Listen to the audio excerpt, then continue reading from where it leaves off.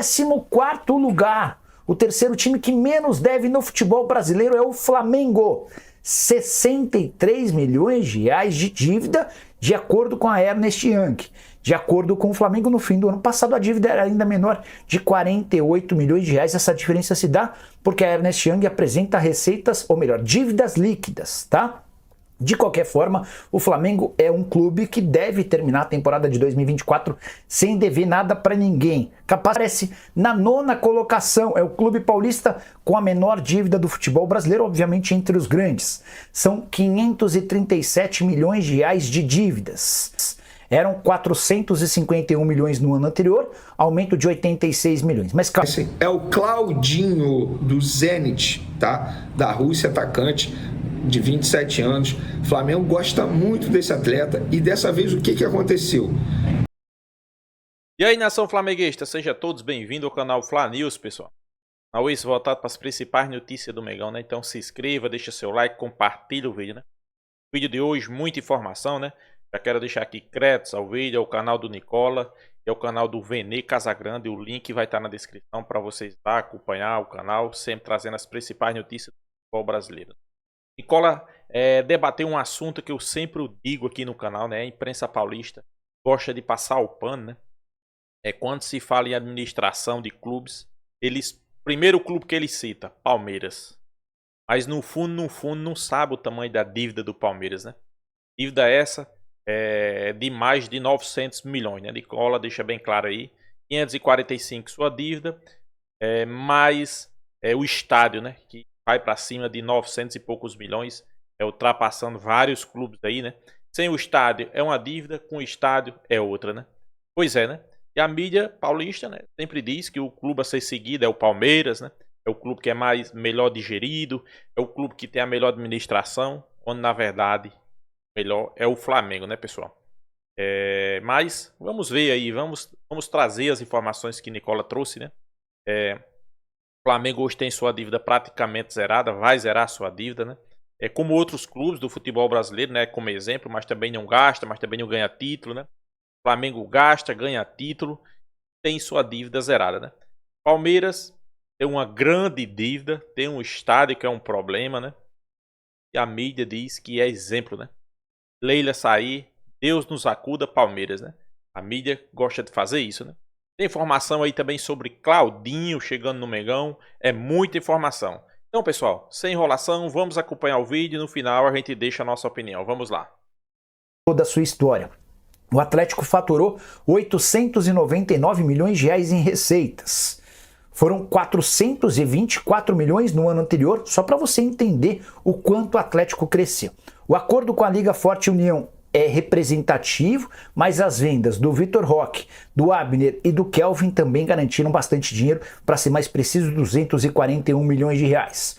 Só para complementar sobre o Furacão, o Atlético conseguiu ter mais superávit do que o Flamengo, mesmo recebendo muito menos com direitos de transmissão de TV. E o Furacão pode se dar o luxo, além de não dever nada, de ter como reserva financeira, ou seja, aquele dinheiro guardado, aplicado no banco, cerca de 150 milhões de reais. Bora para a 15ª colocação, outro clube que praticamente não deve nada.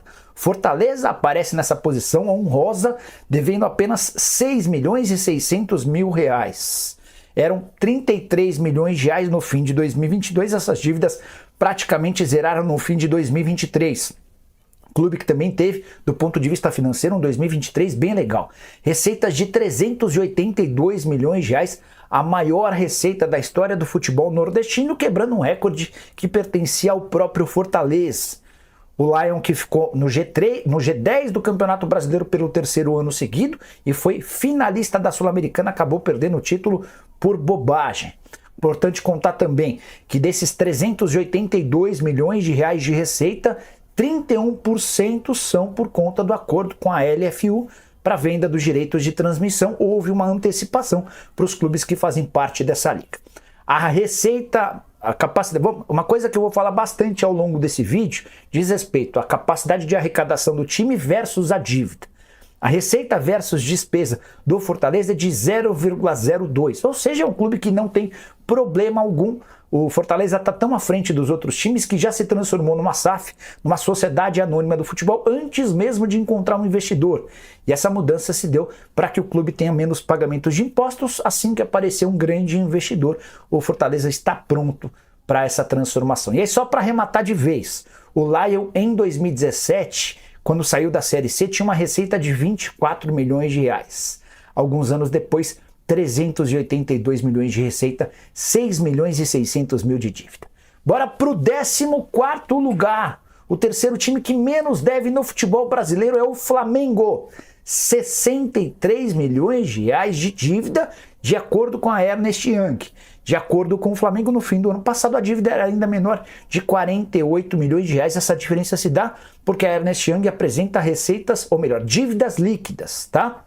De qualquer forma, o Flamengo é um clube que deve terminar a temporada de 2024 sem dever nada para ninguém. Capacidade de arrecadação espetacular. Em 2023, o Fla embolsou 1,370 bilhões de reais, a maior arrecadação da história do futebol no Brasil e na América do Sul.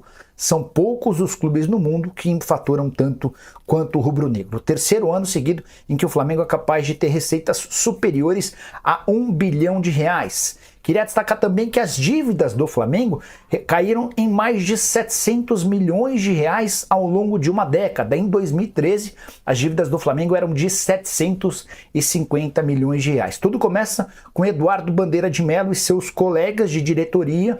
O Flamengo ficou um tempo sem ganhar títulos, mas pagando as suas dívidas e alavancando receitas.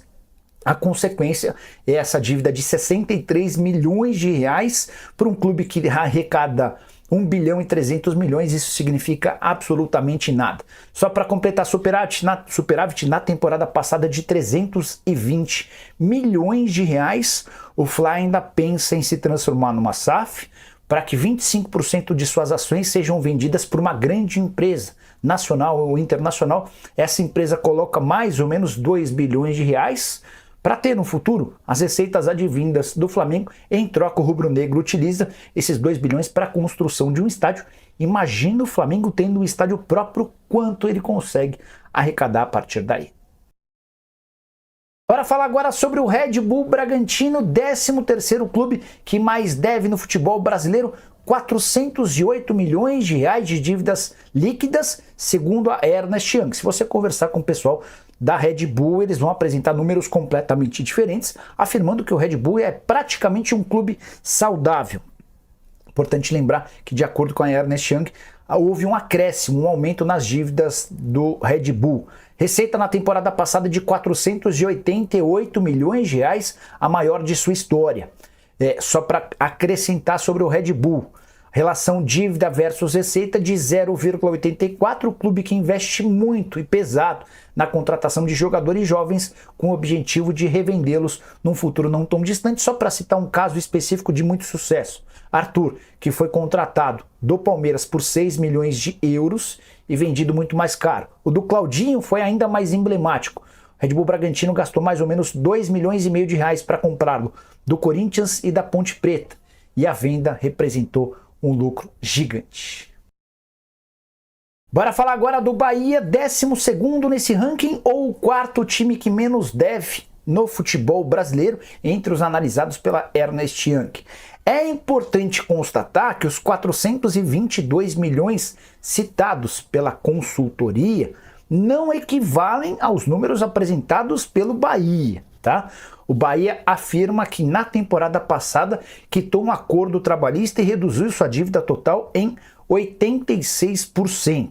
Em março de 2023, a dívida era de 301 milhões de reais. No fim do ano passado, a dívida era de apenas 43 milhões de reais, com o pagamento de 258 milhões. Essa diferença entre os 422 milhões apresentados pela Ernst Young e esses 43 milhões que o Bahia alega dever, dizem respeito àquela questão que eu contei, né? A Ernst Young se baseia em dívidas líquidas, ou seja, quanto o time tem a pagar e quanto ele tem a receber.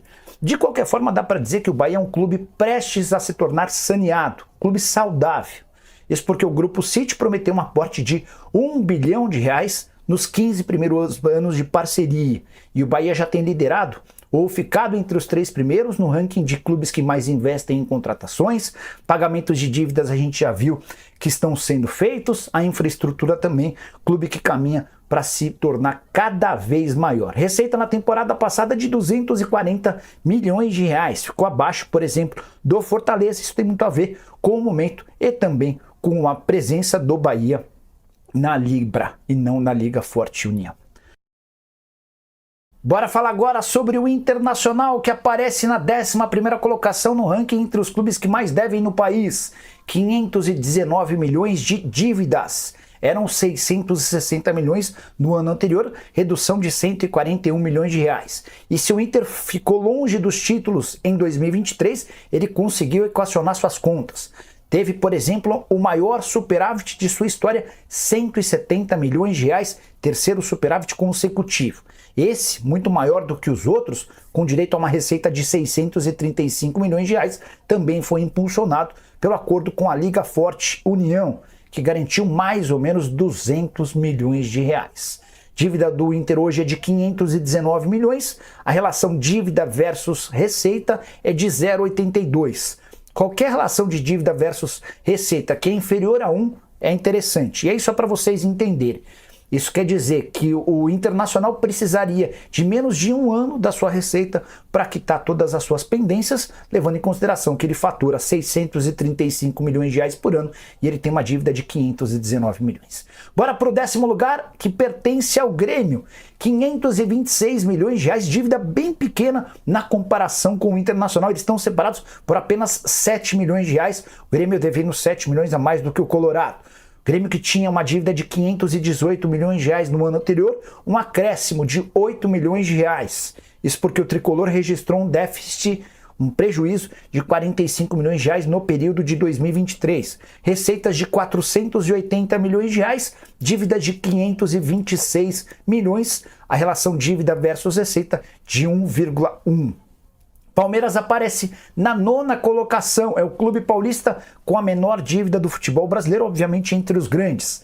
São 537 milhões de reais de dívidas. Eram 451 milhões no ano anterior, aumento de 86 milhões. Mas calma, você torcedor palmeirense não tem motivos para se desesperar. As coisas têm funcionado bem. O Palmeiras, por exemplo, em 2023 arrecadou 927 milhões de reais, 7% de aumento na comparação com o ano anterior. 2023 foi um ano do Bipaulista, título do Campeonato Brasileiro, além da Supercopa. A relação dívida versus receita é de 0,58, número bem interessante. É disparada a melhor relação entre os clubes paulistas. Importante contar que todos esses números que eu citei em relação às dívidas não contemplam a dívida com o Allianz Parque. Até porque esse estádio está sendo pago, o financiamento dele, pela W Torre, faz parte do acordo entre Palmeiras e a construtora. Só para completar, uma dívida que assustava os torcedores do Palmeiras era com a Crefisa, que chegou a ser próxima de 200 milhões de reais alguns anos atrás. Isso porque o Palmeiras fez contratações se utilizando de dinheiro emprestado pela Leila. Essa dívida com a Crefisa caiu para 25 milhões de reais na virada do ano. Hoje ela já bate na casa dos 15 milhões de reais com outros aportes feitos em 2024. E a tendência é que Leila Pereira tenha as dívidas zeradas. Aquela curiosidade da Leila Pereira, presidente, pagando as dívidas para Leila Pereira, que é dona da Crefisa e da FAM. Só para arrematar, em relação ao Palmeiras, existe uma preocupação um pouco maior em relação a um aumento com dívidas bancárias, empréstimos, mas o Palmeiras já tratou de resolver parte desses empréstimos no ano de 2024. Quero falar agora sobre o Fluminense. Temporada de 2023 com título de Libertadores e veto a várias propostas grandes por atletas importantes, como por exemplo o André. Ainda assim, o Flu conseguiu baixar suas dívidas. No final da temporada de 2023 e início de 2024, a dívida do Fluminense era de 597 milhões de reais contra 677 milhões do ano anterior, uma queda de 80 milhões de reais. O Flu foi capaz de aumentar em 100% suas receitas em 2023, 694 milhões de reais de arrecadação. O Fluminense nunca havia passado perto disso. E Obviamente que todo esse resultado espetacular tem a ver com o título da Libertadores da América, premiações altíssimas, aumento de bilheteria, programa sócio-torcedor, entre outras. Só para completar, a relação dívida versus receita do Fluminense é de 0,86, também abaixo de uma vez, algo super interessante. Se o Fluminense tem motivos para comemorar, o Santos, que aparece como o 7º time que mais deve no futebol brasileiro, não tem. 606 milhões de reais de dívidas, um aumento de 67 milhões de reais na comparação com o ano anterior. Para a lembrança de que foi o último ano de Andrés Rueda como presidente, o Rueda afirmava para todo mundo que o seu grande compromisso era quitar pendências do Santos. Além de não fazer as quitações, como a gente constatou aqui com esse aumento de 67 milhões, o Santos ainda foi rebaixado pela primeira vez em sua história para a 2ª divisão do Campeonato Brasileiro. Receitas do Peixe no ano passado de 424 milhões de reais. A relação dívida versus receita é de 1,43. Preocupante. Para piorar, com a queda para a 2ª divisão, a capacidade de arrecadação do Santos cai de forma vertiginosa e o Andrés Rueda ainda deixou vários pepinos, dívidas na FIFA que serão pagas por Marcelo Teixeira e companhia. Bora falar sobre o 6º clube que mais deve no futebol brasileiro. Esse clube é o São Paulo, 667 milhões de reais de dívida. 586 milhões era a dívida de 2022, um acréscimo de 81 milhões de reais. É bem verdade que o São Paulo registrou a maior arrecadação de sua história em 2023. Foram 681 milhões de reais de arrecadação ao longo do ano. Essa receita bacana tem a ver com o título da Copa do Brasil, título inédito, além das ótimas bilheterias registradas em jogos no Morumbi. De qualquer forma, o São Paulo teve um prejuízo de 62 milhões e 200 mil reais. Mesmo arrecadando 681 milhões de reais, ele gastou 62 milhões a mais do que faturou. Importante, o presidente Júlio Casares justificou esse déficit, lembrando que não vendeu atletas. Ele deixou para vender, por exemplo, o Beraldo na virada do ano, Rodrigo Nestor, Pablo Maia também tiveram propostas e acabaram ficando. O objetivo do São Paulo era voltar a ser campeão. Relação da dívida a relação do São Paulo entre dívida e receita é de 0,98. Está naquele estágio que ainda é aceitável. Isso porque o São Paulo fatura 681 milhões de reais e tem uma dívida de 667 milhões. O que chama a atenção é que a dívida tem aumentado ano após ano. Bora falar sobre o 5º clube que mais deve no Brasil. Acho que o torcedor do Cruzeiro tem motivos para festejar esse 5º lugar. Isso porque em outros anos o Cruzeiro figurava no top 3, chegou a ser primeira colocação. A dívida atual do Cruzeiro gira na casa dos 719 milhões de reais. Na comparação com o ano anterior, 1 bilhão e 50 milhões de reais, uma queda de 331 milhões de reais. E essa dívida tem despencado ou despencou durante a era Ronaldo, que não conseguiu garantir muito sucesso dentro de campo, exceto pela volta do time da Série B para a Série A logo na sua primeira temporada, mas do ponto de vista financeiro, a administração do Ronaldo foi super importante. Ele assume o Cruzeiro com uma dívida de 1,3 bilhão. Essa dívida caiu para 719 milhões, mesmo com poucos aportes financeiros.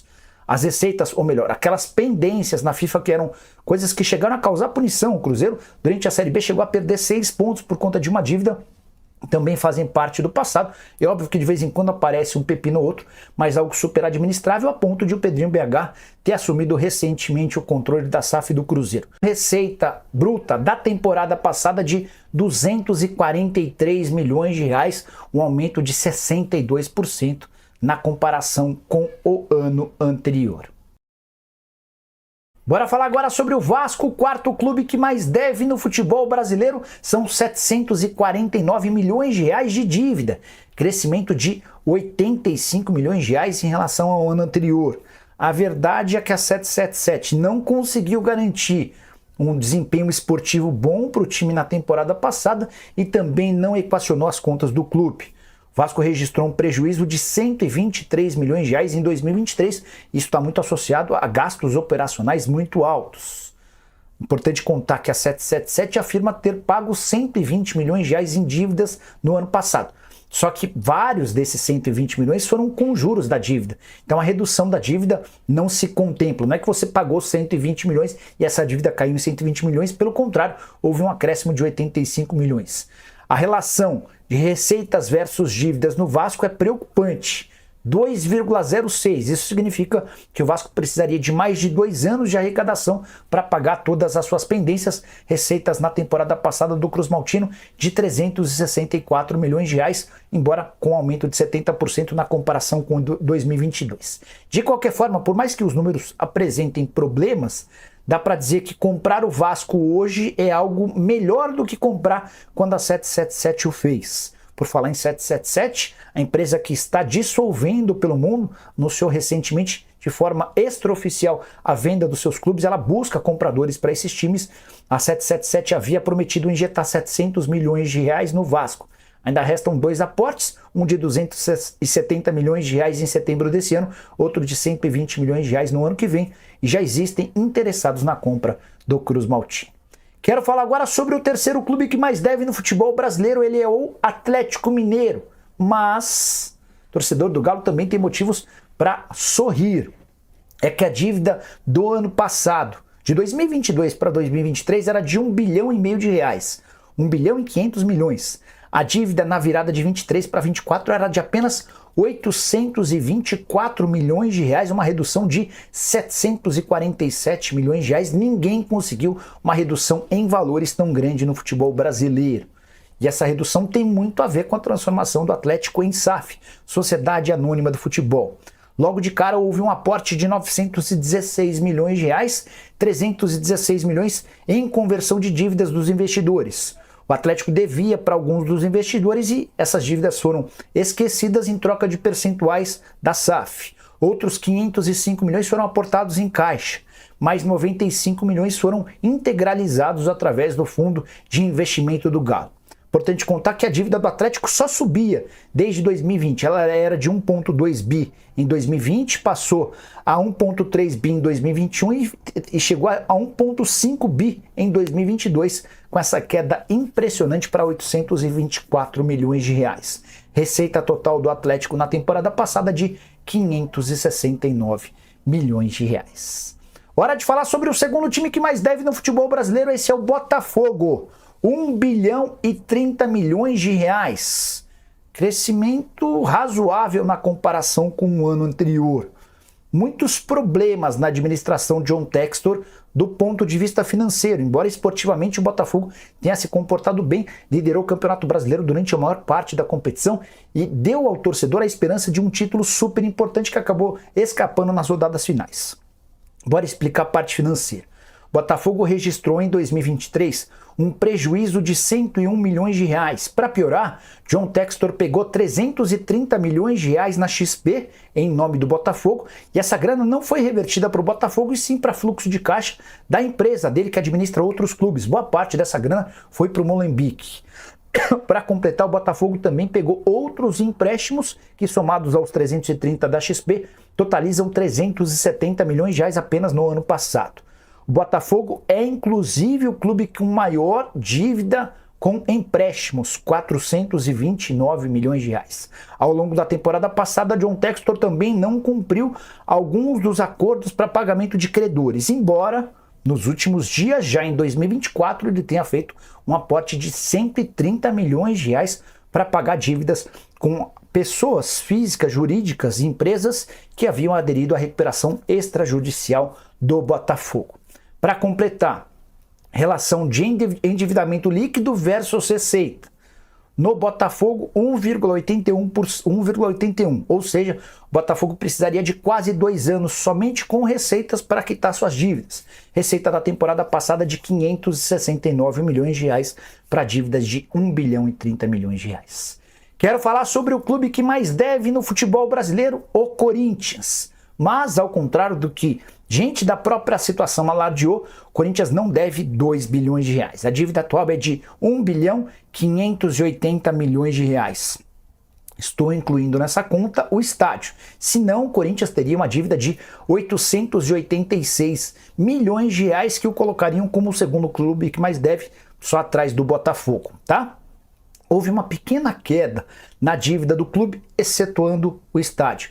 O Corinthians devia no final de 2022 910 milhões de reais, essa dívida caiu para 886 milhões em 2023. Muito pouco para tudo que o Duílio Monteiro Alves afirmou, né? O Duílio justificava que se tornou o primeiro presidente da história do Corinthians desde a década de 80 sem ganhar nenhum título porque ele havia ajudado e reduzido de forma considerável as dívidas. Não é o caso. Pelo contrário, a gente foi descobrindo ao longo dos primeiros meses de 2024 o quão péssima foi a administração do Duílio, deixando uma série de pendências. Entre elas, direitos de imagem de alguns atletas que tinham até 11 meses para receber. Mas um outro jogador que está na mira do Flamengo, que ainda não teve contato também, mas em outra janela de transferência, de fato, o Flamengo tentou e muito, vocês já conhecem, é o Claudinho do Zenit, tá? Da Rússia, atacante de 27 anos. O Flamengo gosta muito desse atleta e dessa vez o que aconteceu?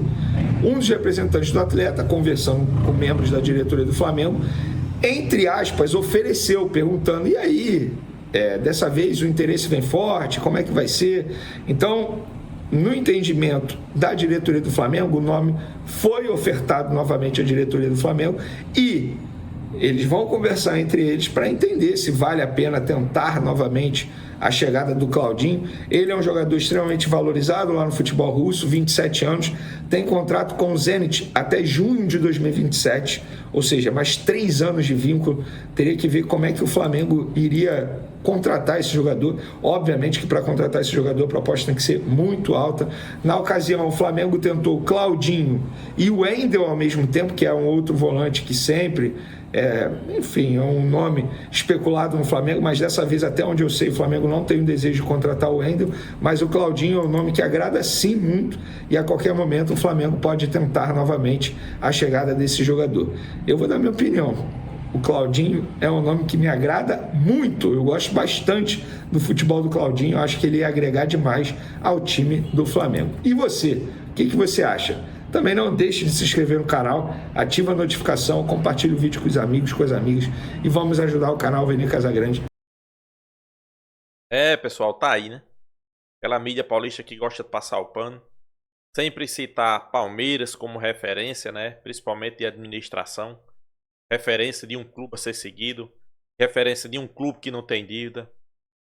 Vocês viram com seus próprios olhos, né? Foram todos desmascarados, né? É um dos clubes do Brasil que tem mais dívida, pessoal. Aí a imprensa paulista, quando vai falar do Palmeiras, fala se glorificando, né? Se fosse um clube que não tivesse dívida, um clube que fosse limpo, né? Pessoal, é quase 600 milhões fora o estádio.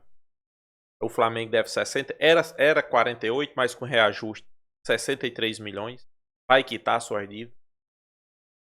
Faturamento que Landim quer chegar próximo dos 2 bilhões. O cara ainda diz Palmeiras é exemplo de administração, né? O Flamengo tem o melhor centro de treinamento, investimento pesado, paga os melhores salários aos jogadores, faz contratações, claro, nem sempre acerta, principalmente de treinador, né? Tem errado bastante, pagado multa. Mas o Flamengo, pessoal, é exemplo, né? Não só de administração, mas também fora e dentro de campo. Palmeiras, você não vê o Palmeiras indo no mercado contratar grandes jogadores. Você não vê. Por quê?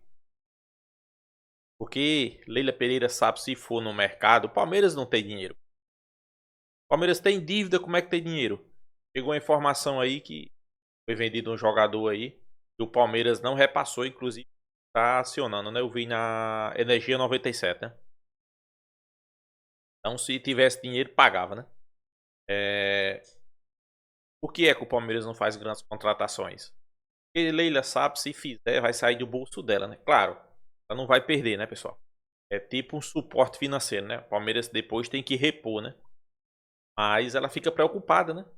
É um clube que aumentou sua dívida, né? Vocês viram aí. Aumentou sua dívida. Então, ela não vai fazer loucura, não vai botar dinheiro do bolso dela, né? Volto a dizer, né? Palmeiras tem que ter muita torcida, né? Que passa pano, né? Muitos comentaristas, muitos setoristas. Diz que o Palmeiras é o time a ser seguido, né? Pessoal, o raio, tem aquele ditado, o raio não cai no canto duas vezes, mesmo local duas vezes. Cai sim. Esse raio já caiu aí no Palmeiras. Tempo da Parmalat, né? Parmalat era desse jeito aí, montou um time massa, ganhava tudo. E era o time rico, né? Na verdade, não era o time rico, era um suporte financeiro que tinha por trás. A Parmalat tirou o time de campo. O Palmeiras foi para onde? Segunda divisão, pessoal. Segunda divisão. O Palmeiras aumentou sua dívida do ano passado para cá. 600 milhões fora o estádio, né? Na verdade, é 550 milhões fora o estádio, né? Aí muitos vão dizer, mas estádio não é dívida, é do Palmeiras, né? Apesar que o Palmeiras nem estádio tem, né? Fez um estádio e não pode jogar nele. Pior é isso, né? Aí vocês, quando for falar, é um a ser seguido. Não cita o Palmeiras, não. O Palmeiras não é exemplo. Se tirar a Crevisa, o Palmeiras não contrata ninguém que não tem dinheiro. Não paga suas contas, que as dívidas estão aí, né? Muitos empréstimos. O Palmeiras tem empréstimos, né? Então, não cite o Palmeiras, né? Cite o Flamengo, o Atlético Paranaense, até mesmo o Fortaleza, como vocês viram aí, né? Mas não cite o Palmeiras. Palmeiras, São Paulo, Corinthians. Vou citar aqui, é Botafogo, Palmeiras, São Paulo, Atlético Mineiro, Cruzeiro, Vasco. Esses aí nenhum. Santos. Nenhum time de São Paulo serve de exemplo de administração. A verdade é essa. Sobre Claudinho, né? Foi oferecido mais uma vez. Claudinho tem um namoro antigo com o Flamengo, né, pessoal? Mais uma vez foi oferecido ao Flamengo, né? O seu empresário chegou, conversou com os dirigentes do Flamengo, tentando colocar Claudinho no Flamengo. Claro, é um grande jogador. O Flamengo, sempre que abre a janela de transferência, o nome de Claudinho é citado. Por quê? Porque ele quer jogar no Flamengo. É um clube dele, de coração, né? É impressionante como os jogadores do Bragantino gostam do Flamengo, né? Fabrício Bruno, Léo Ortiz, Claudinho. Seu empresário ofereceu, né? Cabe o Flamengo ir no mercado, negociar com o clube lá, né, da Rússia, né? O Zenit. E a gente espera, quem sabe, né? É um namoro antigo, né? Sempre o Flamengo tenta essa contratação, mas nunca dá certo. E agora, mais uma vez, o Flamengo vai no mercado, vai fazer algumas contratações pontuais, até porque o Flamengo quer montar um elenco forte, né? Brigar por todos os títulos, que é um nome bastante atrativo, né? Então é isso, nação flamenguista. O que é que vocês acham? Se inscrevam no canal Fla News. Essa daí foi minha opinião. Deixa a sua opinião nos comentários. E até a próxima, nação flamenguista.